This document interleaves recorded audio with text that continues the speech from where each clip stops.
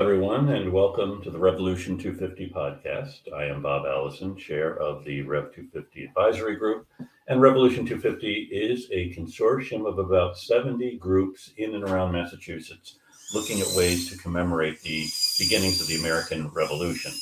And our guest today is Christina Proenza Coles, who has written a great book called American Founders: How People of African Descent Established Freedom in the New World. So thanks for joining us, Christina. Thanks for having me. Happy to be here. So your book, it's really expansive. It does cover 5 centuries of history, but we really want to focus in a bit on the American Revolution.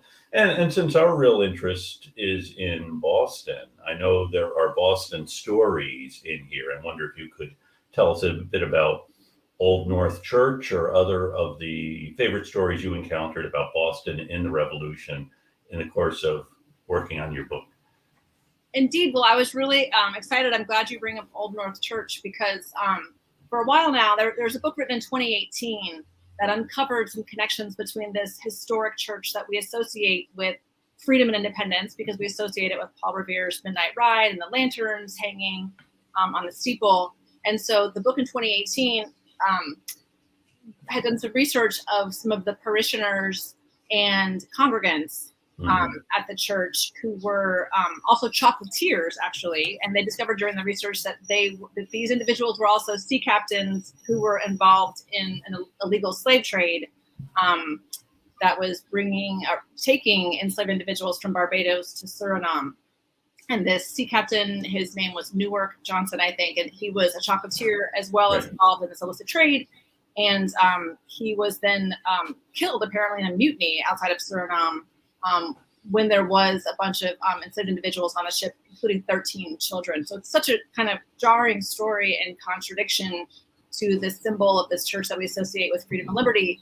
But it was just this morning, apparently, that it's been announced that the National Endowment for Humanities has given a large grant to the church to help develop a way to kind of tell the story and integrate this story into our understanding of American history. And for me, that's such a great emblem of, I think burgeoning approaches to American history and the American Revolution in particular. And I was thinking of how people talk about this, a lot of our sort of idealization of the Midnight Ride of Paul Revere comes from a Henry Wadsworth Longfellow poem that was written in 1860.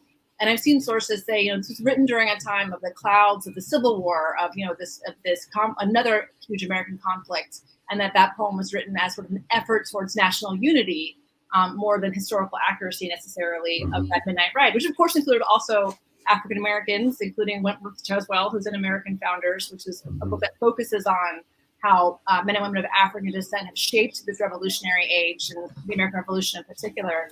But I think it's so interesting how this story of the Old North Church, it's another way to tell this national narrative that is an inclusive one, and I think a unifying one indeed, that these efforts towards, and it's exactly what you all are doing at Revolutionary 250 with your podcast and the educational you offer on the website, are you doing exactly that? You're kind of creating this national narrative that is, I think, very unifying, even if it does sort of reveal some of the complexities and more difficult parts of our history. I think it's definitely a unifying story. Yeah. Can you tell us a little bit about Wentworth Cheswell? Another of these you've uncovered a lot of these characters in doing your book and bringing them into the overall narrative.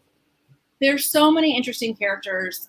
He was the son, actually, of a free person of African descent. So he was sort of an unusual case of someone who was very, very well educated. He may have been the first person of African descent elected to office as constable before the outbreak of the American Revolution. And he was an avid kind of historian and a patriot. He served in the American Revolution as well. And he was kind of picked up as later in the 1820s as sort of an example, as people were trying to debate and argue about who deserves American citizenship. His story was recounted in Congress as an example of why we should have universal citizenship rights for men of color as well as white men. But there's just there's so many interesting connections of of those who participated in the American Revolution. There's, of course, the the famous stories of George Washington community, whether it's his enslaved valet William Lee, who accompanied him throughout the American Revolution and was ultimately granted his freedom. But then there's the story of Harry Washington, who was another enslaved person as part of the Washington household, who chose to seek his freedom by joining with the British and became sort of a leading general for the Loyalist companies in Virginia, and eventually evacuates with the British to Nova Scotia and ultimately to West Africa, Sierra Leone, not too far from where he'd been born. And then, of course, there's the very famous story now, thanks to Erica Dunbar, of Ona Judge, who claimed her own freedom from the Washington household when Washington was president, leaving the household in Philadelphia, and claimed her freedom that way. And so to me, those sort of are good examples of the different sort of choices that people faced and how they participated in the war. But there's just so many ways in which people are going to decide, people of African descent are going to either choose to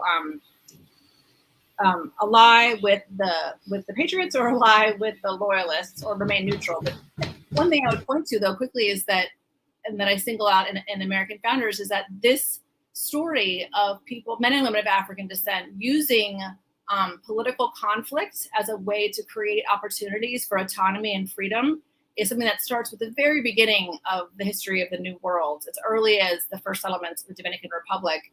And also that with the, men and women of African descent accompany the Spanish conquistadors. And so this idea of Black military service, Black men serving in the militia, goes back also to the very, very first settlements in the New World. So Black men and women have been participating in both this military tradition in the New World, both defending colonial powers and also fighting against them, but always as a way to try to create more opportunities for rights, for independence, for autonomy, and for civic participation. Yeah, your subtitle is How People of African Descent Established Freedom in the New World. And you do have that as a running narrative, as beginning with the Columbus and his expeditions. And then you go up through the 19th century and beyond as you're thinking about this. And one area that's little looked at by us Americans, of course, is the West Indies and what's happening there at the time of the Revolution. You have a number of the various uprisings and acts of resistance in the the Virgin Islands and other places. I wonder if you could talk a little bit about those and their connections then with this other story we've been telling. Well, one thing I try to, certainly, as I said, since the beginning of New World settlements, you've had men and women of African descent both defending colonies and also rebelling against them through slave revolts or through maroon communities who were communities of fugitive slaves who rose up against colonial states and actually had negotiated with colonial states many times. So this is a theme, but I would say that in the 18th century, as with the dawn of the Age of Revolution, this is a time period when most people arriving in the Americas are enslaved. This is a time, the 1700s, that it is the apex of the plantation economy. So there is accompanying that, there's also the most number of revolts during this time. And I actually have an appendix at the end of American Founders, so I couldn't figure out a way to get it into the main book. That's just a listing of just many tens of slave revolts that are happening just between 1700 and 1800 throughout the New World. And in the Caribbean, of course, by 1790, I think there's 4 revolts every year in that decade led by Black revolutionaries. But there's also revolts in Louisiana and in Florida and in South Carolina. And so one thing I tried to show in American Founders is that there are these declarations of independence, if you will, and the Stoneham Revolt in South Carolina in 1739, where the Carolina authorities, as they record the revolt, say that these individuals were fighting for liberty and life, and they were chanting liberty as they marched toward Spanish Florida. Or also Tacky's War, and of course, Vince Brown has done an incredible job with his recent book about that war as part of the 7 Years' War, certainly a declaration of independence that really pushed back against the colonial regime in Great Britain, that kind of viability. And then the Jamaican Maroon Wars, and there's Maroon Wars in Suriname. So these are all things that are kind of destabilizing the colonial order that are sort of preceding this age of revolution that we associate with the end of the 1700s and the beginning of the 1800s, if you're thinking about the American Haitian revolutions and the Latin American wars for independence that are all kind of interconnected. But the African American story, I mean, and the Caribbean story, they're all connected. So if you look at the American Revolution, not only are there a number of Black patriots we could talk about in the North and South who were enslaved and free, and we could talk about Black loyalists who were fighting for their freedom as well, men and women. But we could also talk about Afro-Cuban and Afro-Haitian and Afro-Mexican soldiers who fought to support the Patriots. So it's a really interesting, complicated story that you have Afro-Haitians fighting in the Siege of Savannah, for example. Mm-hmm. And also you have, because the Louisiana governor is a Spanish governor, is bringing in Afro-Cuban and Afro-Mexican soldiers and officers to help support the Continental Army in the Gulf Coast and in Florida. So it's really a story that kind of brings all these New World actors together, from the Caribbean to Latin America to North America. It's really sort of intertwined. It really is. And it does force us to rethink our overall understanding of what happened, how it happened. Do you see these Caribbean revolts and Maroon communities as being precipitating what then happens in the American colonies? That's one question. Another, I do indeed.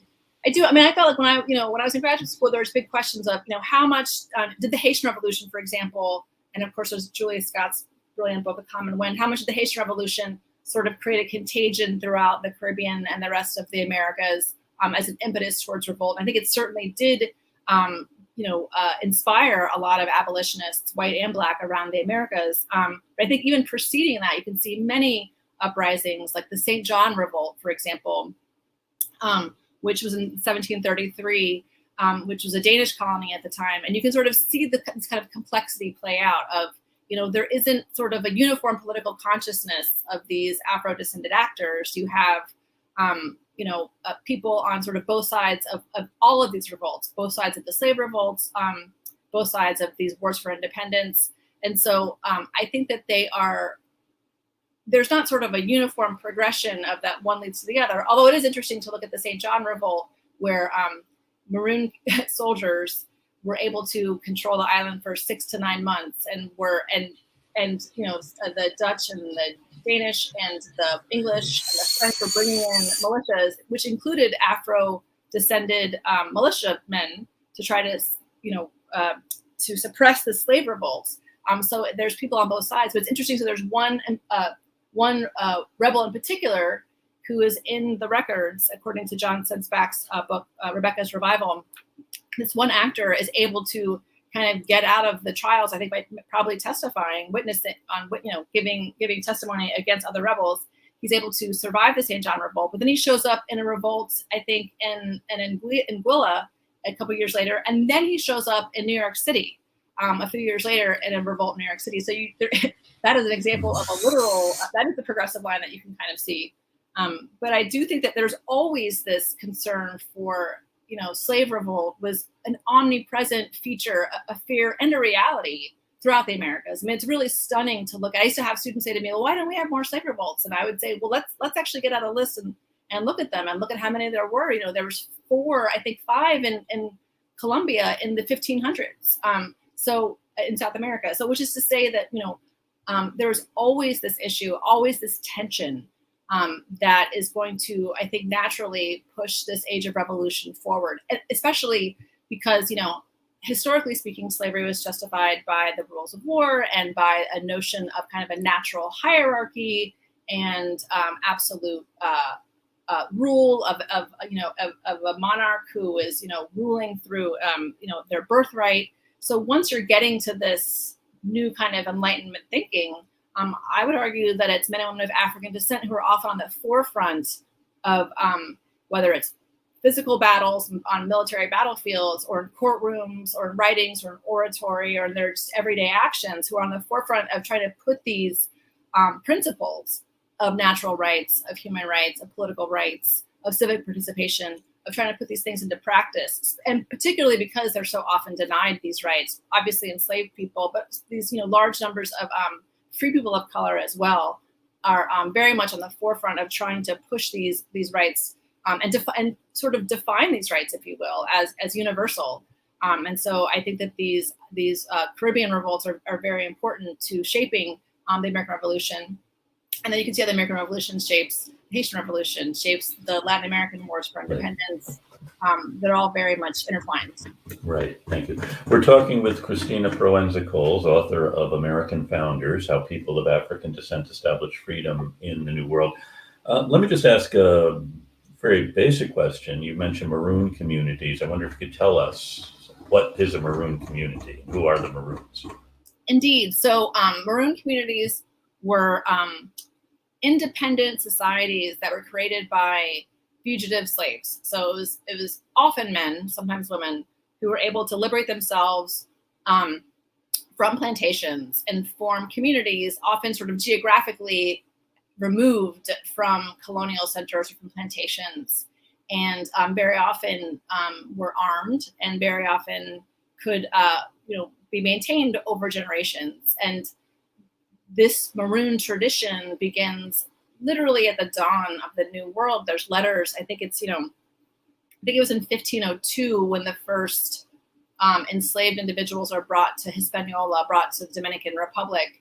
And I think about a year later, the governor is writing the King of Spain saying these individuals are running away and they're joining with the native communities, and they're teaching these communities bad habits, meaning they're resisting. And so this will erupt into outright Maroon wars for years in the earliest part of the 1500s. And you can see this pattern over and over again. Certainly, probably the most famous Maroons would be in Jamaica, who begin when the Spanish are trying to, when the English are trying to wrest Jamaica from the Spanish. There is a large community of formerly enslaved individuals who are now armed and who are very independent. So from the beginning of British Jamaica, there's a large armed community of formerly enslaved people, Maroons. This will erupt into two Maroon wars, protracted wars both of which will end in treaties with the English that will afford them, some arms, some rights, some autonomy, some ability to rule and legislate in their own communities, and some property rights as well. And this happens also in Suriname, who actually kind of borrows these treaty examples. And there's all over Colombia, Venezuela, Curacao. There are Mexico. There are enormous Maroon communities. In fact, it was during the years of the American Revolution that you can see reports in Mexico of planters complaining that these Maroons are putting these ideas of liberty into the heads of enslaved people on my planet. So you can see that this sort of contagion of liberty is pushed forward very much by these Maroon communities who are all over the Americas, and they're not only in the Caribbean or in sort of in Latin America. There also are big Maroon communities in Louisiana, in South Carolina, Virginia, the Dismal Swamp. I think there's getting a lot more attention to those communities. But Florida, where I'm from, essentially becomes a Maroon state, if you will, because it becomes a place where enslaved people in British colonies, in the Carolinas, and eventually Georgia, can seek refuge in Spanish Florida and either ally with the Spanish and become part of the Spanish militia and form free Black towns. And again, this is all before the American Revolution kind of presaging it. Or also, Black men and women formed just independent Maroon communities throughout Florida. And they also joined with Seminole or Creek communities as well. So there's a long tradition of these sort of armed African descendant communities in Florida that will become part of the American Revolution story, but also especially with the War of 1812, most famously with the so-called Negro Fort, where you can see former slaves are trying to defend their autonomy and their community in Florida. Many of whom actually ended up going on to the Caribbean, Right. Something there. But this Maroon story, I think, is a kind of an undersung story that is very much part of the history of the New World and the history of sort of calls to independence and calls to freedom. Great. So we're talking with Christina Proenza Coles, author of American Founders. Now, in outside St. Augustine, there is one of these towns, actually a fortified town that the Spanish that set up actually with people who had run away from South Carolina. I wonder if you could tell us a little bit more about that particular place. Well, what I think is so interesting about that story, and that story first came to my attention with a book by Jane Landers called Black Society in Spanish Florida. And it was written quite a while ago. And that was one of the books that really spurred me to do this kind of research that is looking at this interconnected Age of Revolution world. And so she writes a lot about Fort Mose, which was this, as you said, it's a free Black community founded outside of St. Augustine. But just to even pull back even further, I think it's really fascinating to recognize that when the Spanish first come to Florida, they are accompanied by men and women of African descent. In fact, the very first recorded Christian marriage in what will become the United States, but with the Spanish Florida, is between an African descended woman from Spain and a Spanish soldier from Sevilla. That is the first recorded Christian marriage in what becomes the United States. So these original founders of St. Augustine are of African descent and also of Spanish descent. But certainly, because of geopolitics, the Spanish are happy to offer sanctuary to, the enemy of my enemy is my friend. And so you have, as early as the 1600s, you have men and women coming from the British colonies in the South who are seeking sanctuary in Florida. And this becomes codified, I think, in 1680. By early 1700s, there is there is legislation in place that offers these individuals homesteads, land. They are essentially Spanish subjects of the king. And they help to build these communities. There's examples of ranchers, some of the early cowboys, if you will, and they will evacuate. So during the 7 Years' War, as Florida is going back and forth between the Spanish and the English, you will see these communities evacuate to Havana. So it's kind of interesting that you could have individuals from South Carolina who are now ending up in Matanzas in Cuba. So it's a long, interesting sort of interconnection with this Spanish, and also being from Florida now. There's been an influx of Cubans to South Florida, certainly since the Cuban Revolution in 1959. Sort of interesting to think about, especially if you look at old maps, how this history between Florida and Cuba has always been, and Haiti and Jamaica have always been so intertwined, economically, culturally, demographically, militarily. We really are sort of woven into this big fabric. Right. Really is, when you look at something closely, as you've done, you really do see it differently. You see, it's funny, interesting. You can see, look at this small, the microcosm, but then you get this much different macrocosm, looking at the connections among all of these people. And then, as you mentioned, migrations going back and forth, and it's often individuals, sometimes it's large groups. I'm wondering about then some of the characters we know from the time of the Revolution. You do talk about them in your book. People like James Forten, Richard Allen, some of the well-known characters in the story who deserve to be better known, just as many of the folks you've uncovered deserve to be better known. So, I'm thinking about Richard Allen particularly, and the influence of religion on African American influence on religion too, as they do seem to go back and forth and be intertwined. I mean, and you're talking about all these individuals were in Philadelphia, and there was such a strong tradition of a free Black community in Philadelphia, and this Black leadership and civic leadership. And Richard Allen, who was a minister, and it was indeed, he was born enslaved. He was able to, if I understand it correctly, purchase his wife's freedom first, so that he could ensure that his children would be free, and eventually purchase his own freedom. And he became a minister, but in a church that was starting to insist on segregating the congregation. And he resisted this by forming his own congregation. I might be confusing with Absalom Jones, who around the same time was a colleague. And they worked in different congregations, but they collaborated, not just for religious reasons, but they really were civic leaders. So these were individuals, along with James Forten, who would organize societies, mutual aid societies, to help African Americans in the Philadelphia area. They raised troops of Black soldiers during the War of 1812.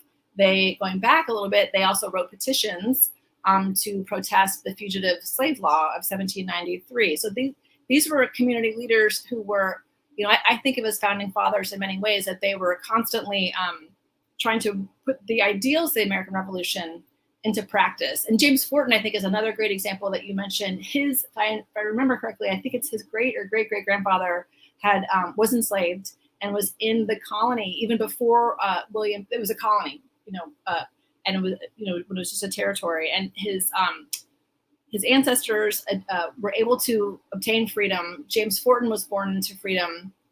he was present at the first public reading of the Declaration of Independence in Philadelphia. He was a sailmaker who was at first apprenticed to a sailmaker, but eventually created a business that employed both Black and white workers. That was very lucrative. And he was a very well-respected figure in Philadelphia. And he used that power and the resources that he was able to generate to create and support, for example, William Lloyd Garrison's The Liberator. And he had some of the first anti-slavery meetings in his own home. And so he used those resources to try to, again, put those ideals of the American Revolution into practice through, actually freeing individuals and also investing in media and organizations, supporting organizations to help, end slavery and create civic opportunities for African Americans. And then his wife and children are also very active as well. Right. I think it's his granddaughter, perhaps Charlotte Thornton, ends up becoming one of the first African American people from the North to come south after the American Civil War. Right. So it's sort of a dynasty, if you will, the James Thornton family. Yeah. And, I didn't want to have us simply talk about Philadelphia. There is a certain, rivalry between Boston and Philadelphia. So I should have probably asked about Prince Hall, Barzillai Lou, Phyllis Wheatley, some of our local heroes in terms of the revolution. But you've really uncovered a lot of stories of people who are well known and people who are lesser known, but all of them, part of this bigger theme of how we're creating freedom in the new world. And it is these terrific individual stories.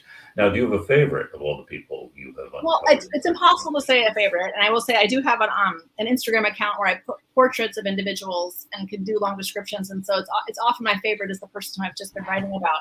But I'll have two individuals that I'll bring in today because there are a lot of famous individuals. Obviously, Phyllis Wheatley, you guys had on. Vince Coretta, he's fantastic.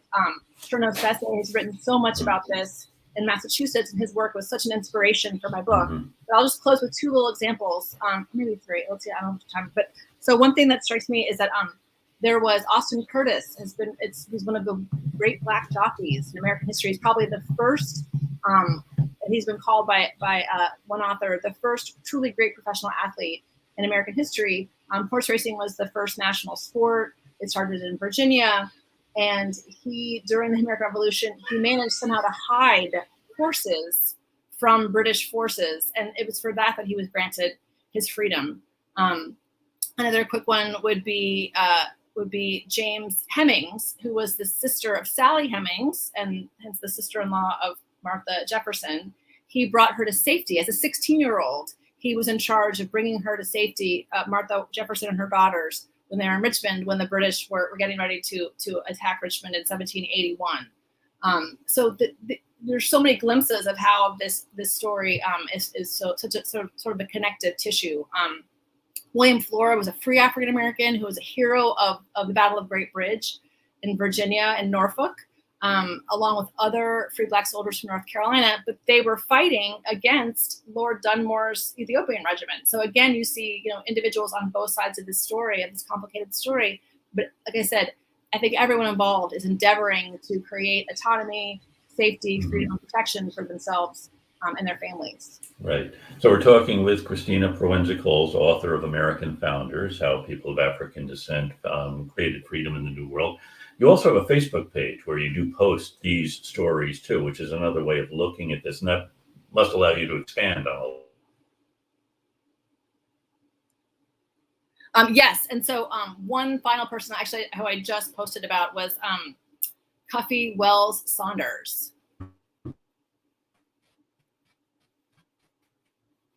Uh-oh, am I frozen? There we go. Can you hear me? Yeah. Oh, good. Okay, so Cuffy Wells Saunders was born in Guyana, and he was a physician's assistant, a medical assistant during the American Revolution, and he was able to get his freedom by using the bounty from his enlistment in the Continental Army to purchase his own freedom.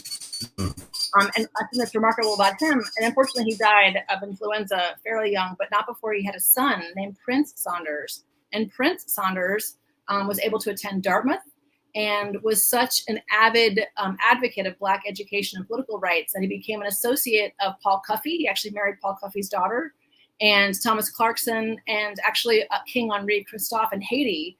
He became an advisor to try to support the educational system in Haiti at that point. So again, these stories that kind of thread around from Guyana in South America to New England during the American Revolution, to England, to Haiti, and actually ultimately Saunders settles in Philadelphia towards the end of his life. So the story comes back to the United States. Wow, thank you. Thank you, Christina Proenza Coles. Thank you for joining us, author of American Founders, How People of African Descent Established Freedom in the New World. I want to thank Jonathan Lane, our producer, for helping to organize this, and thank everyone for listening. And now we will be piped out on the road to Boston. Thanks, Christina.